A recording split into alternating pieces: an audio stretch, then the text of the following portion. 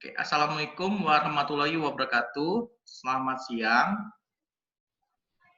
Oke, pada kesempatan ini saya akan coba menjelaskan materi saya tentang antena microstrip.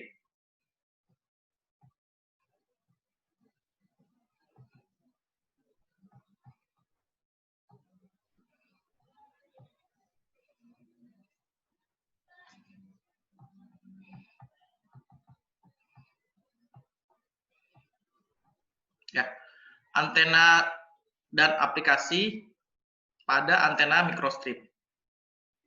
Nah, tujuan dari kuliah kita pada hari ini adalah mahasiswa mampu mengidentifikasi, memformulasikan, dan memecahkan masalah-masalah kerekayasaan terkait antena microstrip rektangular. Ya, atau rektangular itu adalah berbentuk persegi. Ya. Sebelumnya, pengertian antena adalah suatu alat yang mengubah gelombang elektrik dari satu saluran transmisi menjadi gelombang bebas tertentu di udara dan sebaliknya. Kemudian antena microstrip pertama kali diperkenalkan pada tahun 1950 dan perkembangannya dilakukan secara serius pada tahun 1970. Melalui beberapa dekade penelitian, diketahui bahwa kemampuan beroperasi antena microstrip diatur oleh bentuknya. Jadi, antena microstrip ini bisa dibentuk sesuai keinginan kita. Ya, contohnya pada aplikasinya pada UAV. Jadi bisa dibuat menyerupai bagian pesawat, yaitu sayap pesawatnya. Gitu.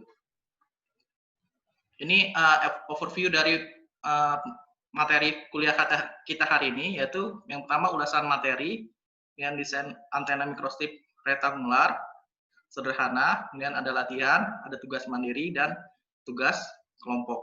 Untuk ke materi berikutnya, kita akan coba Kahoot. Ya, buka di handphone kalian di www.kahoot.it. Game pin-nya 727119.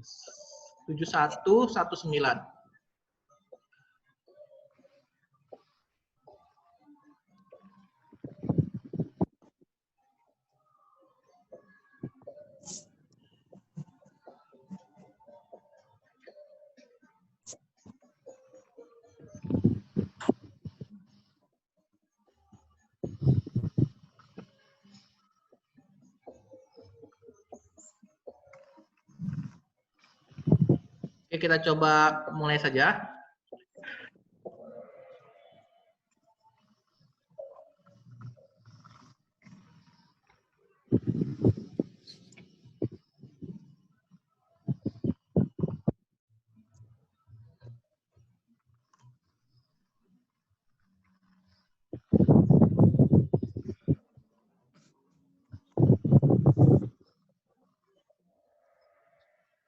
Oke, soal berikutnya.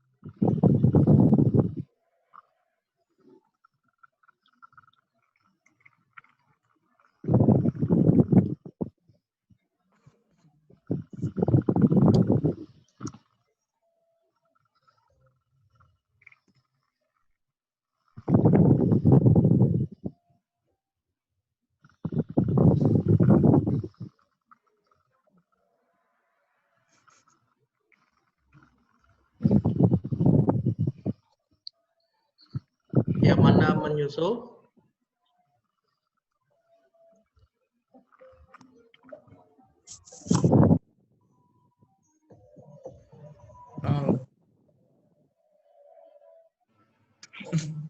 Salah semua. Oke, juara 3 adalah Nugraha. Kedua adalah Bobby. Yang baru ditampil Bobby. Ya, Amanda. Oke.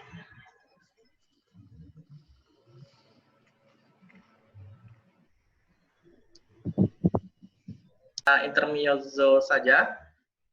Coba kita lanjutkan lagi materi saya.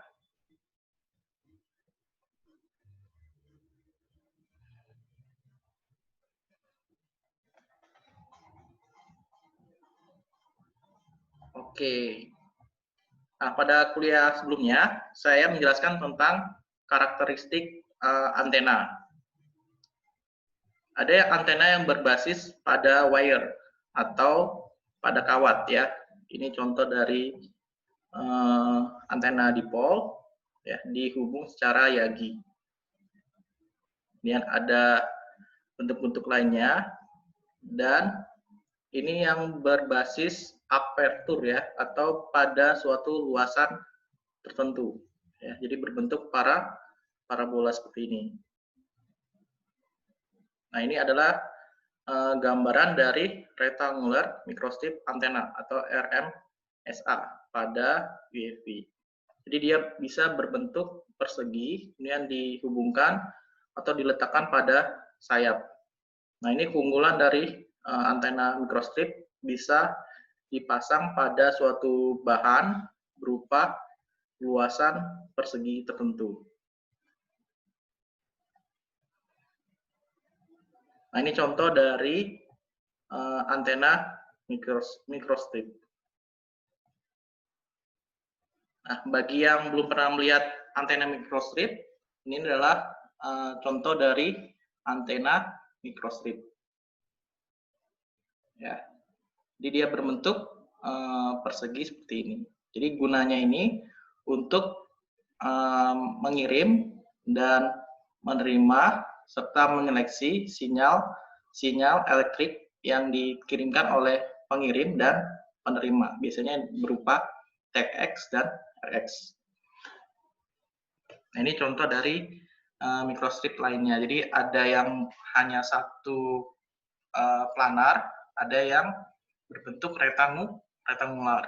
Jadi ada juga yang berbentuk lingkaran. Nanti ada namanya circular ya. Jadi ada bentuknya yang bermacam-macam. Jadi bentuk dari microstrip ini bisa dipasang pada suatu benda tertentu ya. Jadi aplikasinya bisa dipakai pada terutama benda yang kita pernah pakai ya, sering pakai, yaitu handphone kita. Nah, itu dia berbentuk, antenanya berbentuk microstrip juga gitu ya. Jadi pada juga pada pesawat UAV gitu ya, pesawat dan rudal itu menggunakan antena jenis microstrip. Oke, lanjut lagi.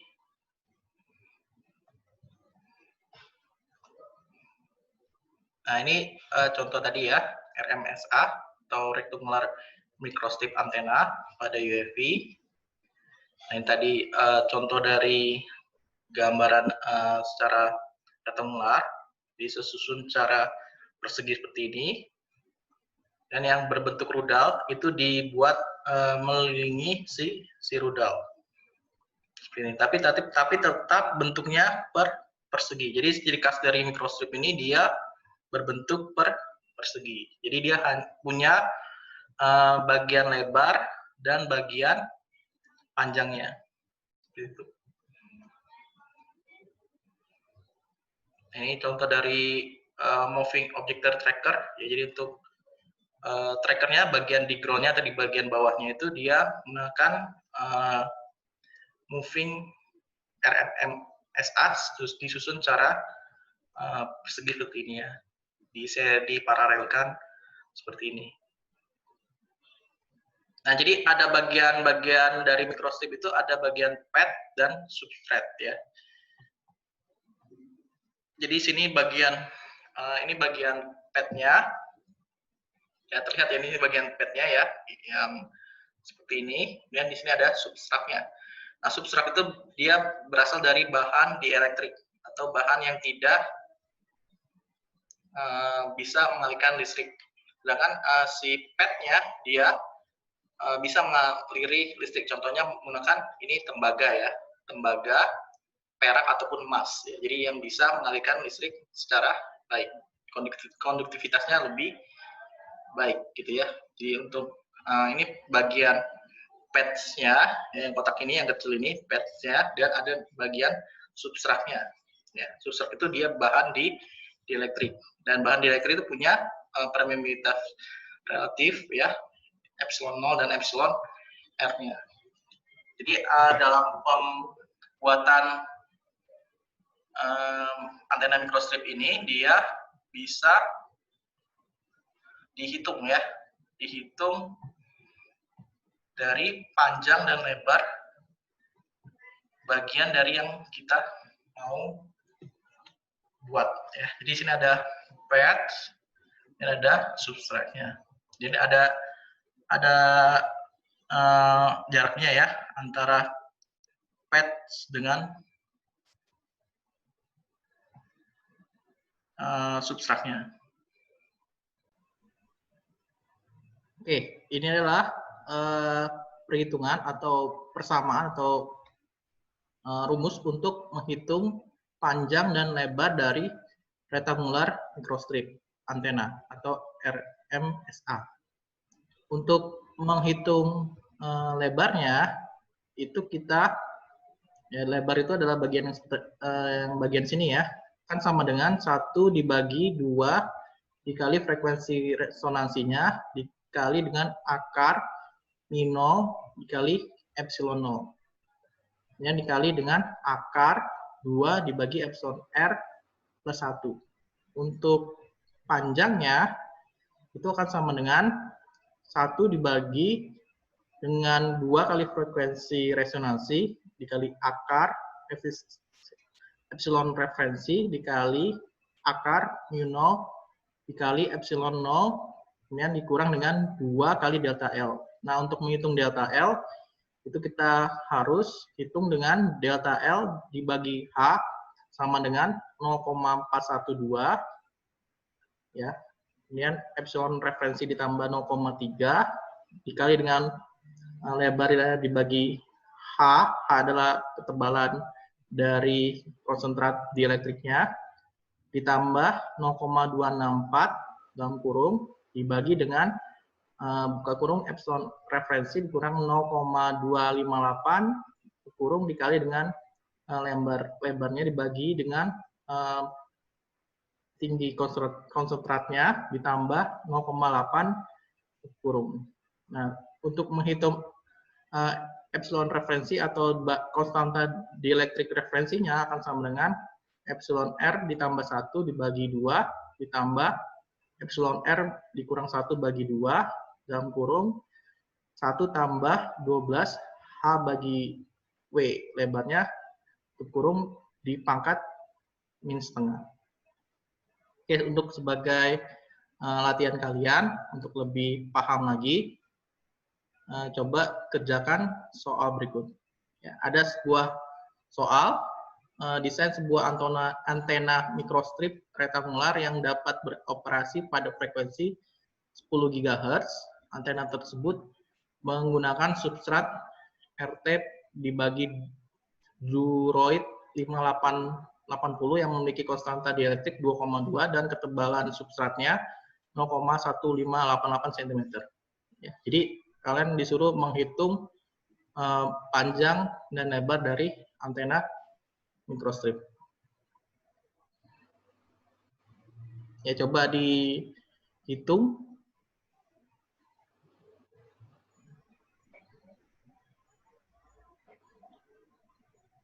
Siapa yang di sini bisa untuk menjelaskan soal tersebut? Saya Pak, izin menjawab Pak untuk soal nomor 1. Oke, Iksan. Untuk yang pertama kan menentukan lebar patch atau W dengan persamaan C0 per 2 FR. Akar 2 per epsilon R plus 1. Nah, hasilnya ketemu 1,186 cm untuk lebar patch-nya. Kemudian untuk konstanta dieelektrik efektif atau epsilon referensi didapat hasilnya 1,972, Pak. Oke. Untuk perhitungan berikutnya, ada yang mau menjawab? Untuk panjangnya? Sepertinya Coba Nugraha. saya, Pak. Ya, Nugraha. Ya. Izin menjawab, Pak. Ya. Kalau ini menentukan panjang itu, pertama kita harus menentukan perubahan panjangnya dulu, yaitu di rumus tadi yang Bapak jelaskan, yaitu Ya, delta L panjang ya. Ya. Delta L sama dengan? Delta L sama dengan H 0,412 dikali pembagian dari epsilon referensi plus 0,3 dikali W per H plus 0,264 lalu dibagi lagi dengan epsilon referensi dikurang 0,258 dikali W per H plus 0,8. Lalu hasilnya 0,081 cm itu untuk perubahan panjangnya. Lalu untuk menentukan panjangnya ada rumus lagi tadi, yaitu L sama dengan C awal dibagi 2F R terus dikali dengan akar dari epsilon referensi dikurangi 2 delta L. Lalu kita hitung, lalu hasil perhitungannya yaitu 0,906 cm. Begitu, Pak. Oke, berapa tadi panjangnya? 0,906 cm. Oke, coba kita cek ya hitungan kalian dengan perhitungan yang saya coba hitung.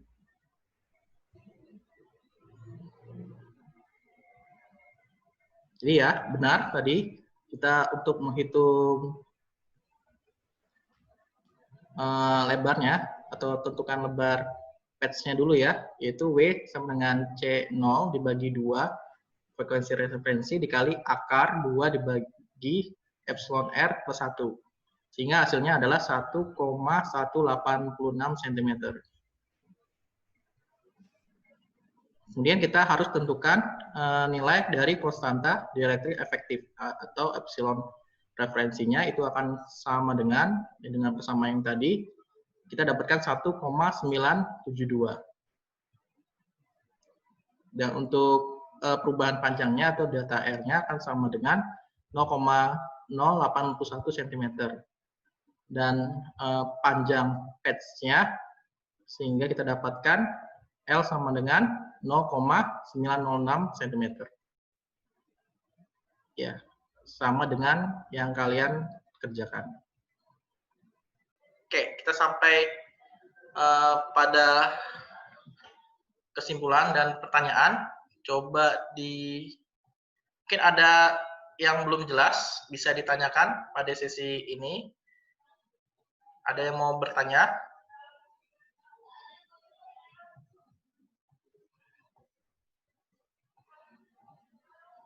Ada yang mau bertanya?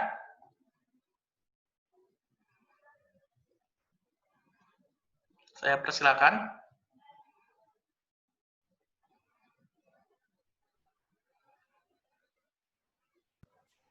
Izin bertanya, Pak.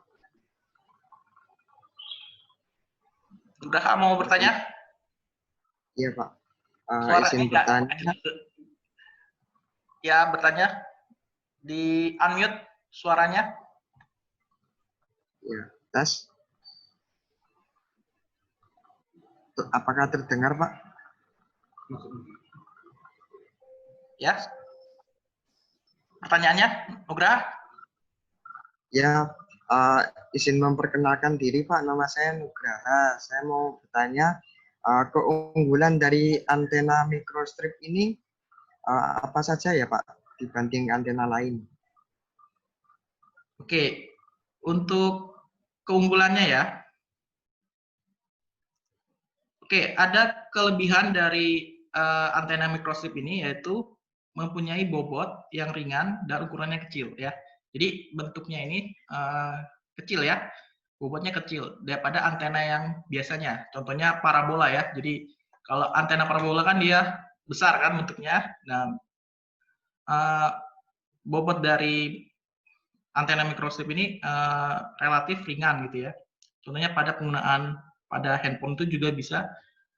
Jadi dia bisa lebih ringan dibawa kemana aja. Jadi aplikasinya bisa digunakan pada handphone gitu ya. Juga pada UEFI. Jadi bobotnya ringan sehingga bisa dipakai di peralatan-peralatan yang kita bisa gunakan biasanya dan bisa kita gunakan dibawa kemana aja. Contohnya di laptop, di HP, ataupun di UEFI. Dan di UEFI itu dia perlu bobot yang sangat ringan, makanya dipilih antena microstrip. Dan biaya fabrikasinya itu relatif murah, ya Jadi hanya kita bisa gunain papan PCB ya, tahu ya papan PCB ya. Jadi kita bentuk saja rektangular seperti ini, kita plot, kemudian kita bisa dapatkan sebuah antena microstrip ya dengan perhitungan yang saya berikan tadi. Kemudian dia mudah diintegrasikan dengan microwave. Jadi ada materi berikutnya tentang antena microwave seperti itu. Kemudian dia bisa dual frekuensi. Ya maksudnya dual frekuensi ini berarti dia bisa menggunakan frekuensi tertentu ya, misalkan 10 GHz tadi ya, ataupun 433 MHz. Jadi dia bisa mendual dual frekuensi dasarnya tadi ya. Dan dia mudah difabrikasi ya. Jadi cuman menggunakan PCB saja. Jadi sebuah pabrik ataupun orang bisa mudah memfabrikasikannya. Tapi sesuai dengan perhitungan yang ada. Begitu. Cukup, Nugraha? Cukup, Pak. Terima kasih. Oke. Ada yang mau bertanya lagi? Saya ingin bertanya, Pak. Ya, Muhi. Kan tadi microstrip antena ini ada yang satu pad sama multiple pad, yang banyak padnya. Nah, itu apa yang berpengaruhnya, Pak, dengan antenanya, yang hubungannya sama pad itu? Oke. Itu, Pak. Ya. Nah, untuk microstrip ini, ya kita bisa mengatur bandwidth-nya ya, atau pita transmisinya ya. Jadi kita bisa mengatur pita transmisinya dengan mengaturnya dengan jumlah pads-nya ya. Jadi semakin banyak pads-nya, bandwidth-nya itu bisa kita atur ya, atau pita frekuensi dari antena microstrip itu kita bisa ganti gitu ya, dengan berbagai macam pads-nya. Tahu antena biquat ya. Jadi antena biquat itu antena di yagi yang diparalelkan ya. Jadi banyak yagi diparalelkan. Jadi bandwidth-nya semakin besar, maka jangkauan dari antena itu bisa lebih luas lagi. Gitu. Oke, Baik, Pak. Jelas? Ya. Jelas, Pak. Oke. Ada pertanyaan lain lagi? Ya, saya rasa cukup ya. Untuk kesimpulannya,